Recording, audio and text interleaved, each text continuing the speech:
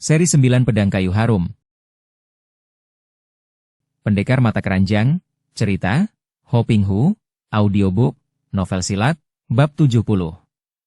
Tak lama kemudian perahu yang ditumpangi Hai Hai telah menyelinap di antara ratusan buah perahu yang lain. Dia menyewa sebuah perahu kecil yang dicat merah, membawa bekal makanan dan minuman yang telah dibelinya di pantai tempat menyewa perahu. Lalu mendayung perahu itu meluncur ke tengah telaga dan bercampur dengan ratusan buah perahu lain. Hai Hai mulai merasa lapar, maka dia memilih tempat yang agak sunyi, jauh di tengah, lalu membuka bungkusan daging ayam panggang saus tomat, semacam sayur hijau yang menjadi masakan, beberapa butir buah pir dan apel, juga seguci kecil arak serta seguci kecil air teh.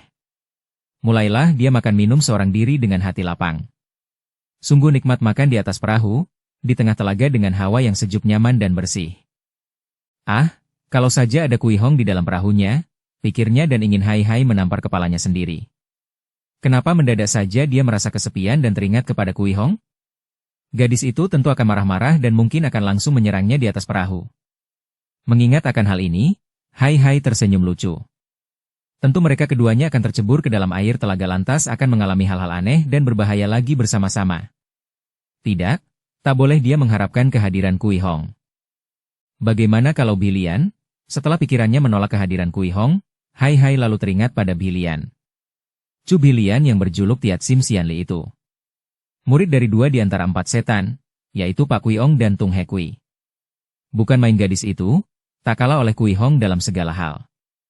Cantiknya, lincahnya, galaknya. Bahkan lebih galak dibanding Kui Hong, walaupun belum tentu menang lihai.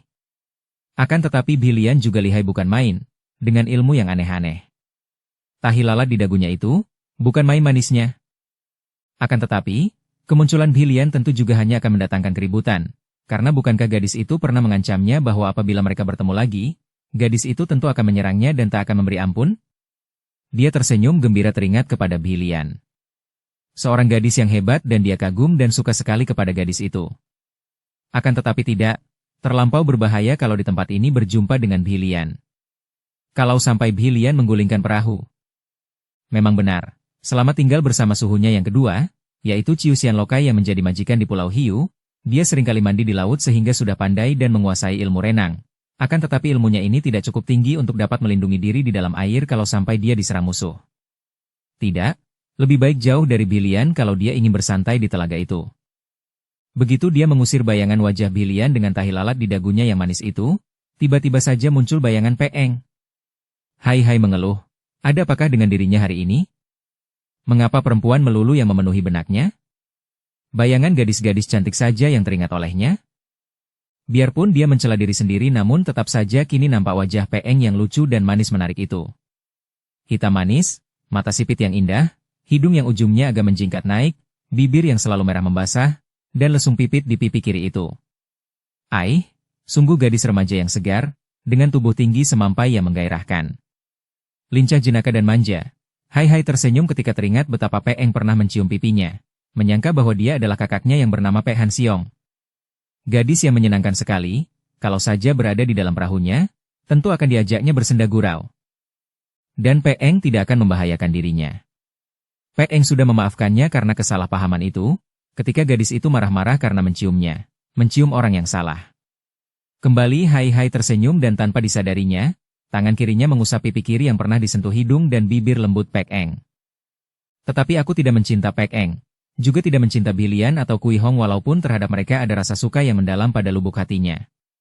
Dia tidak mencinta mereka, maka sebaiknya kalau dia tidak dekat dengan mereka. Selalu timbul keributan kalau dia dekat dengan seorang gadis. Bagaimana jika Hui Lian? Jantungnya berdebar kencang karena dia membayangkan apa yang pernah terjadi di antara dia dengan Hui Lian, janda muda itu. Aroma tubuhnya yang harum. Bagaimana dia bisa melupakan wanita itu? Selamanya dia takkan pernah mampu melupakan Hui Lian. Dengan Hui Lian hampir saja dia tidak mampu menguasai dirinya lagi. Hampir saja terjadi pelanggaran antara mereka. Dan dia tidak pernah menyalahkan dirinya. Pria mana yang akan sanggup bertahan kalau sudah bergaul demikian dekatnya dengan seorang wanita seperti Hui Lian? Baru keharuman tubuhnya saja sudah membuat pria menjadi mabok.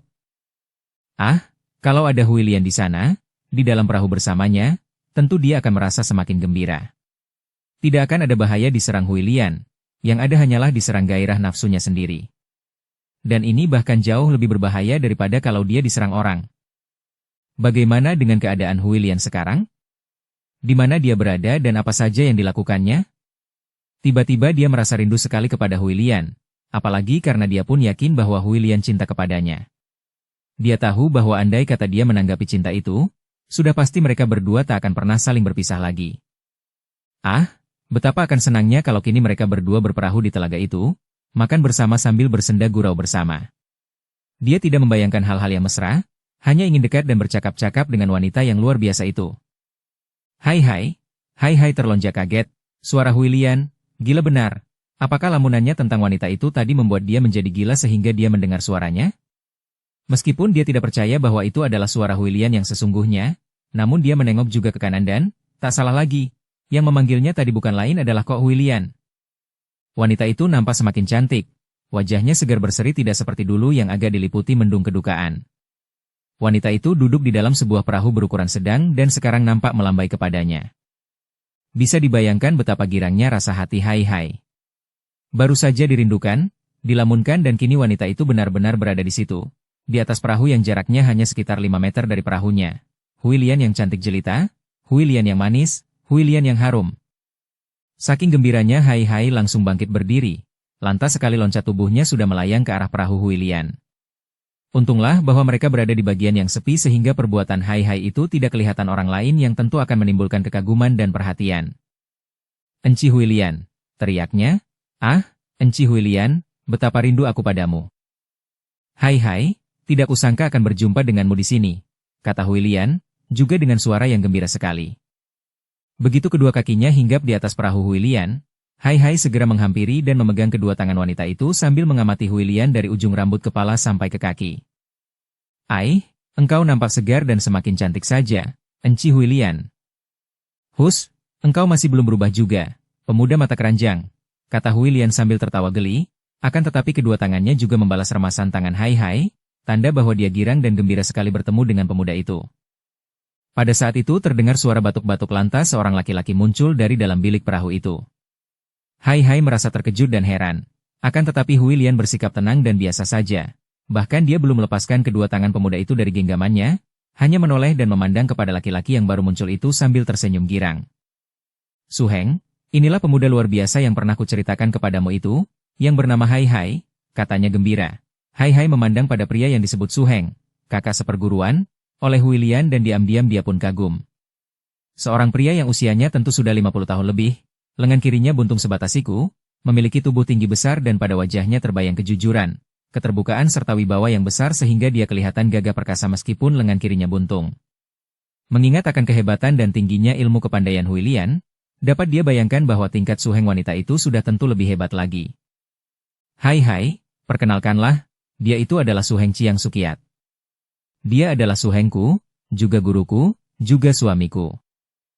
Ah, begitu mendengar kata suamiku itu, cepat-cepat Hai melepaskan kedua tangannya yang semenjak tadi saling berpegangan dengan kedua tangan Huilian, dan mukanya berubah kemerahan, sikapnya menjadi kikuk sekali. Chiang Sukiat memandang dengan sikap kereng, sepasang alisnya yang tebal berkerut dan matanya mengamati wajah Hai dengan tajam. Kiranya inikah pemuda itu? Pantas, dia tampan menarik dan pandai merayu, seorang pemuda lihai yang mata keranjang. Suma, kau menyebut dia pendekar mata keranjang? Hai, orang muda, kenapa engkau segera melepaskan kedua tanganmu setelah mengetahui bahwa Huilian adalah istriku? Itu adalah suatu sikap pengecut yang sama sekali tak dapat kuhargai. Bukankah katamu tadi dia nampak segar dan makin cantik? Ataukah itu pun hanya sekedar rayuan belaka? Suheng, Huilian terbelalak memandang suaminya, terkejut karena suaminya belum pernah memperlihatkan sikap kurang senang seperti itu dan tahulah dia bahwa suaminya secara tiba-tiba dilanda cemburu. Suma, aku meragukan ceritamu bahwa pemuda ini mempunyai ilmu kepandaian tinggi. Sikapnya menunjukkan bahwa dia hanyalah seorang perayu yang mata keranjang dan tak mampu menguasai perasaan hatinya sendiri. Orang muda, mari kita bicara di pantai agar tidak nampak orang lain. Tapi, baiklah, kata Hai yang tadinya meragu akan tetapi ketika melihat sinar mata yang demikian jujur dan gagah dari si lengan buntung, juga melihat sikap Huilian yang meragu dan agaknya gelisah, dia lalu mengambil keputusan untuk menghadapi persoalan ini sampai tuntas. Dia harus berani bertanggung jawab, untuk membela diri yang memang tidak memiliki niat buruk, juga sekalian untuk mencuci nama baik Huilian dari kecurigaan suaminya. Apapun yang akan terjadi, akan dihadapinya secara jantan. Maka sekali melompat dia pun sudah melayang ke atas perahunya sendiri. Dia menunggu sambil memegang dayung, dan untuk sesaat lamanya dua orang pria itu saling pandang dari atas perahu masing-masing. Hai Hai mengangguk kepada Sukiat, memberi tanda bahwa dia akan mengikutinya dan Sukiat lantas mendayung perahunya menuju ke pantai yang sepi. Hai Hai cepat mengikutinya dari belakang, diam-diam mengagumi suami istri itu karena selama mendayung perahu ke tepi, keduanya diam saja dan sama sekali tidak kelihatan mereka bertengkar. Sungguh sikap dua orang yang sudah matang sehingga tidak hanya menurutkan perasaan hati saja. Biarpun hatinya merasa tegang, namun diam-diam Huilian ingin sekali melihat apa yang akan terjadi antara suaminya dan Hai Hai. Secara diam-diam dia pun mendongkol sekali terhadap suaminya. Tidak tahukah suaminya bahwa cintanya hanya untuk suaminya? Adapun terhadap Hai Hai dia hanya merasa suka dan kagum, seperti seorang enci terhadap adiknya saja. Memang tidak disangkal bahwa dia pernah tergila-gila kepada pemuda ini, terdorong oleh gairah nafsu birahinya, akan tetapi itu terjadi dulu sebelum dia menjadi istri suhengnya. Kini tentu saja tidak ada lagi gairah nafsu terhadap pria lain karena dia telah mendapatkan segala-galanya dari suaminya yang amat dicintanya. Biarlah dia cemburu dan hendak kulihat apa yang akan dilakukannya terhadap Hai Hai, pikirnya. Dia tidak merasa khawatir karena dia mengenal benar Hai Hai yang sudah pasti tidak akan mencelakakan suaminya. Dan dia pun tahu bahwa suaminya tidak akan dapat mencelakakan Hai Hai yang mempunyai ilmu kepandaian tinggi itu. Lagi pula suaminya adalah seorang pendekar perkasa, tidak mungkin mau berbuat jahat terhadap orang lain hanya karena cemburu buta yang tidak beralasan sama sekali. Ketika suami istri itu meloncat ke darat, Hai Hai juga sudah tiba di darat dan dia pun meloncat dengan sigapnya, menghadapi mereka dengan sikap tenang sekali. Toako, aku masih belum tahu apa maksudmu mengundangku ke tepi. Apabila engkau menganggap aku bersalah karena kegembiraanku berjumpa dengan Enci Huilian yang tadinya belum ku ketahui bahwa dia sekarang telah menjadi istrimu, maka harap engkau suka memaafkan aku. Sungguh aku tidak mempunyai maksud buruk, aku hanya demikian gembira dan hanya luapan kegembiraan inilah yang membuat aku tadi memegang kedua tangan istrimu. Orang muda, aku sudah mendengar tentang dirimu dari istriku dan aku dapat menghargai kejujuranmu. Melihat kemunculanmu dan engkau berpegang tangan dengan Suma Huilian, aku tidak apa-apa karena aku maklum bahwa tentu engkau bergembira berjumpa dengannya, seperti juga istriku bergembira bertemu denganmu. Tetapi engkau segera melepaskan pegangan tanganmu begitu mendengar bahwa aku suaminya.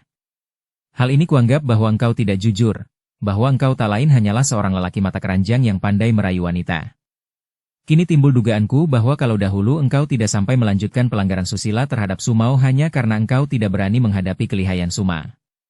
Jika sekarang engkau dapat memperlihatkan bahwa tingkat ilmu yang kau miliki memang lebih tinggi dari tingkat Suma atau tingkatku, baru aku percaya bahwa engkau memang tidak mau melakukan pelanggaran susila, dan baru aku akan percaya kejujuranmu. Nah, orang muda, bersiaplah untuk menandingiku dan jika engkau tidak mampu mengalahkan aku, maka aku akan menghajarmu karena engkau tak lain hanyalah seorang laki-laki mata keranjang perayu wanita yang hina. Su Heng, Huilian berseru, jangan menuduh sedemikian keji terhadap Hai Hai. Dia bukanlah orang yang seperti kau duga itu, dan engkau tidak akan menang melawan dia, Su Heng. Engkau dibikin buta oleh cemburu. Dukung channel Novel Silat dengan subscribe, follow, like, komen dan share. Chiang Sukiat mengangguk-angguk akan tetapi tersenyum kepada istrinya, sama sekali dia tak memperlihatkan sikap marah kepada istrinya yang amat dicintanya itu. Memang benar aku merasa cemburu, Sumau. Belum pernah aku merasa cemburu seperti sekarang ini. Tapi alasanku untuk merasa cemburu kuat sekali, bukan cemburu karena menyangka engkau tak setia padaku. Sama sekali bukan. Dijauhkan Tuhan aku dari perasaan seperti itu kepadamu, Sumau. Akan tetapi aku merasa cemburu oleh sikap pemuda ini. Karena itu, sebelum dia bisa menunjukkan bahwa persangkaanku terhadap dirinya tidak benar, yaitu dengan mengalahkan aku, maka hatiku akan selalu digoda cemburu dan prasangka buruk terhadap dirinya. Tapi telah kuceritakan kepadamu betapa dia seorang yang kuat lahir batin. Memang dulu aku pernah tergila-gila kepadanya dan andai kata bukan dia yang kuat batinnya sehingga mengingatkan aku, tentu saat itu akan terjadi pelanggaran susila. Dialah yang mencegah terjadinya pelanggaran itu, Su Heng. Semua itu telah kuceritakan kepadamu.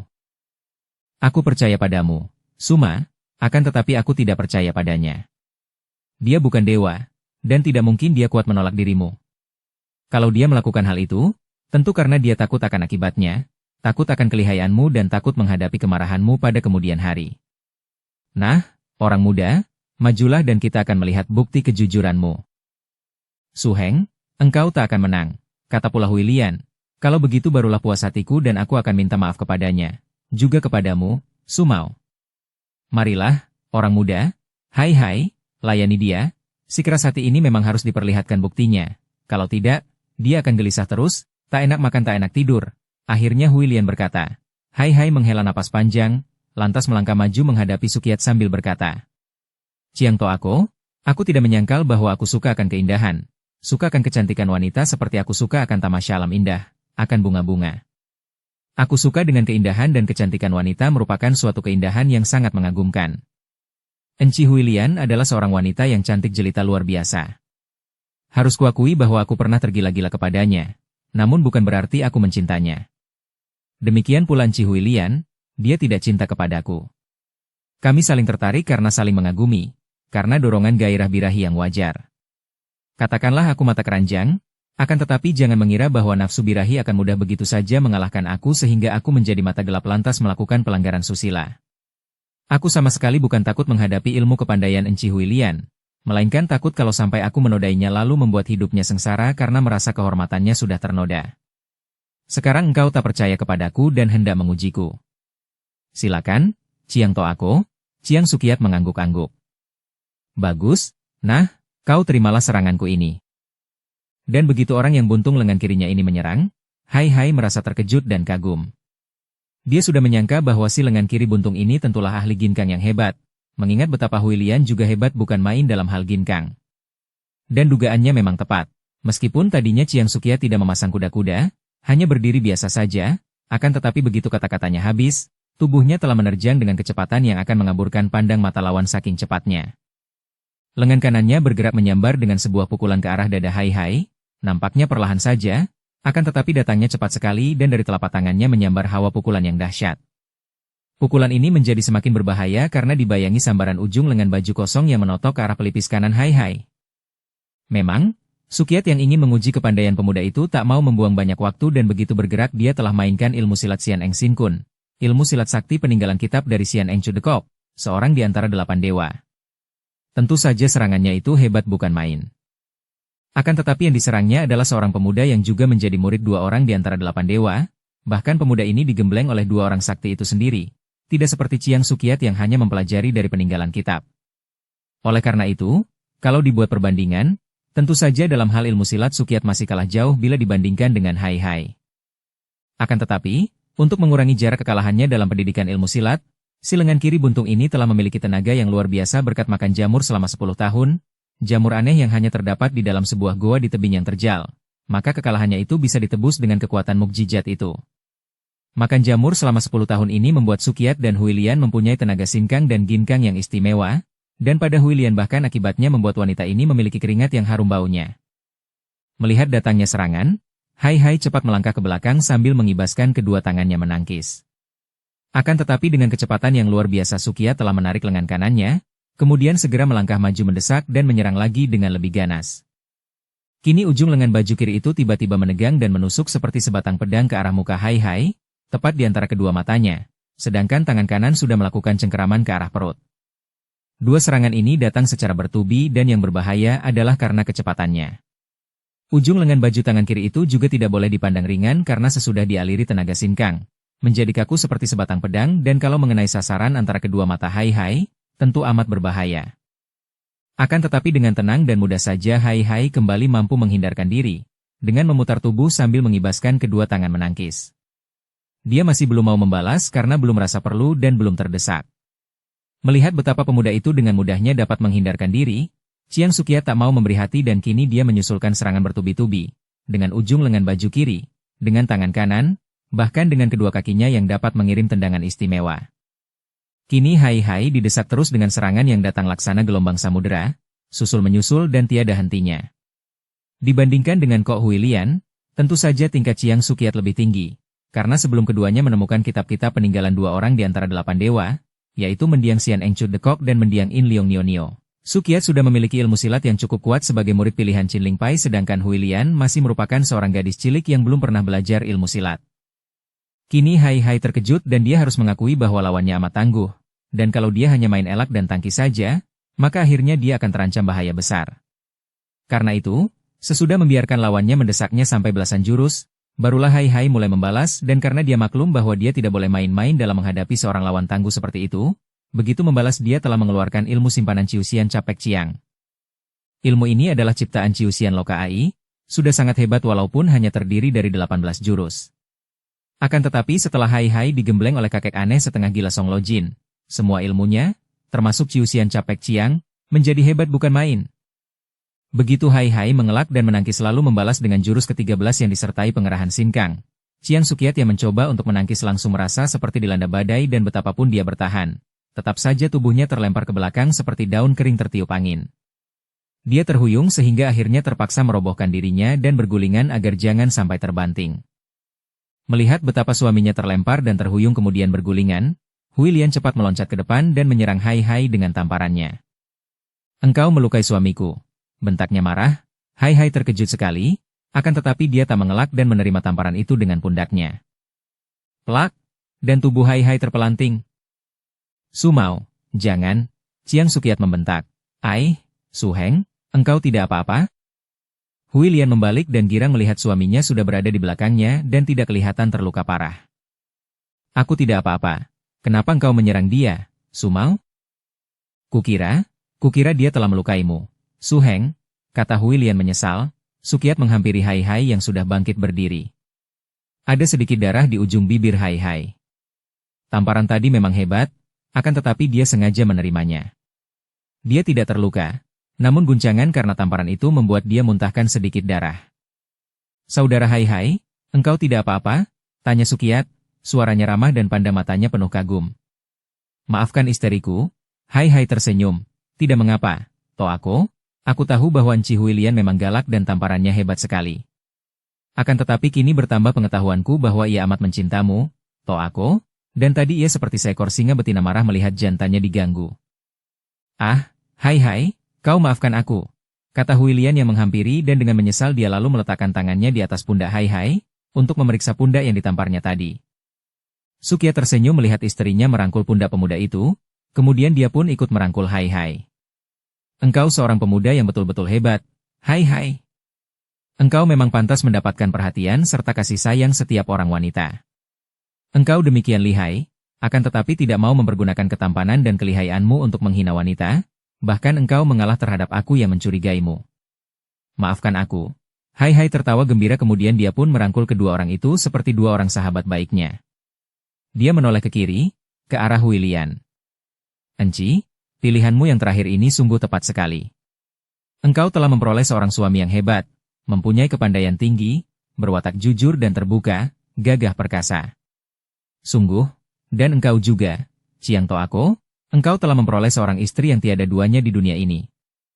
Aku harus mengucapkan Kyonghi, selamat, kepada kalian."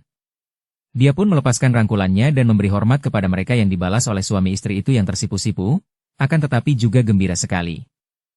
"Nah, Hai Hai, sekarang mari kita lanjutkan percakapan kita dalam pertemuan yang tadi terganggu," kata Hui Lian sambil melirik ke arah suaminya yang juga tersenyum. "Engkau datang dari mana dan hendak kemana?" Hai Hai mengangkat tangan lantas mengamankan telunjuknya kepada Hui Lian seperti orang menegur. "Ih, Enci Hui Lian, sudahlah jangan menyindir suamimu sendiri. Aku dalam perjalanan menuju ke pegunungan Yunan." "Ah, apa sekiranya ada hubungannya dengan persekutuan orang-orang dunia hitam?" Hui Lian memotong. "Benarkah engkau hendak menyelidiki persekutuan yang kabarnya dipimpin oleh Lam Hai Giamlo itu?" Chiang Sukiat juga bertanya. Kini Hai Hai memandang mereka dengan mata terbelalak. "Wah, kalian ini bukan saja suami istri yang lihai ilmu silatnya, akan tetapi agaknya juga pandai sekali meramal dan membaca isi hati orang. Bagaimana kalian bisa menduga bahwa aku hendak menyelidiki persekutuan itu dan kalian tahu pula bahwa persekutuan itu dipimpin Lam Hai Giamlo?" "Tentu saja kami dapat menduga karena kami sendiri pun sedang menuju ke sana. Kami sudah mendengar mengenai persekutuan itu, akan tetapi kami tidak ada urusan dengan itu, yang penting aku harus mencari Lam Hai Giamlo, musuh besar kami," kata Chiang Sukiat. "Musuh besar kalian? Dialah yang dulu membuat kami berdua terjatuh ke dalam jurang sehingga kami berdua terpaksa hidup selama 10 tahun di dalam jurang itu sebelum kami berhasil naik ke dunia ramai. Sudah lama kami mencarinya dan beberapa kali kami hampir saja berhasil membunuhnya. Akan tetapi dia selalu mampu menghindarkan diri hingga akhirnya selama bertahun-tahun ini kami kehilangan jejak. Entah di mana dia bersembunyi," kata Hui Lian. Baru beberapa bulan yang lalu kami mendengar bahwa dia sekarang memimpin sebuah persekutuan antara tokoh-tokoh sesat yang hendak menyusun kekuatan di pegunungan atau dataran tinggi Yunan. Kabarnya mereka hendak mengadakan pemberontakan. Kami tidak peduli akan hal itu.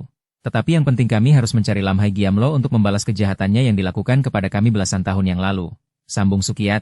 Dan engkau sendiri, apakah yang mendorongmu untuk melakukan penyelidikan tentang persekutuan tokoh-tokoh sesat itu?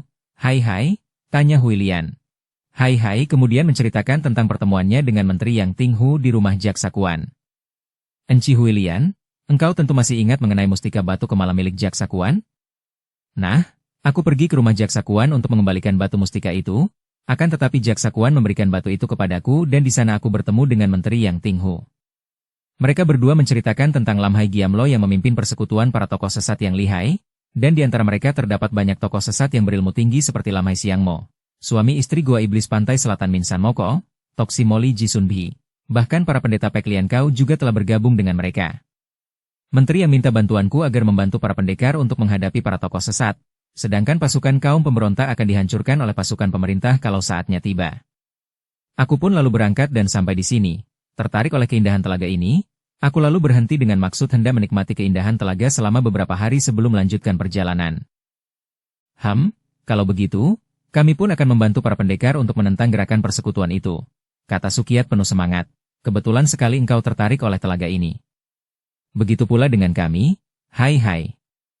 Kami melihat telaga ini dari atas saat akan memasuki kota Weining dan kami juga tertarik lalu singgah di sini. Sungguh kebetulan sekali sehingga kita dapat saling jumpa.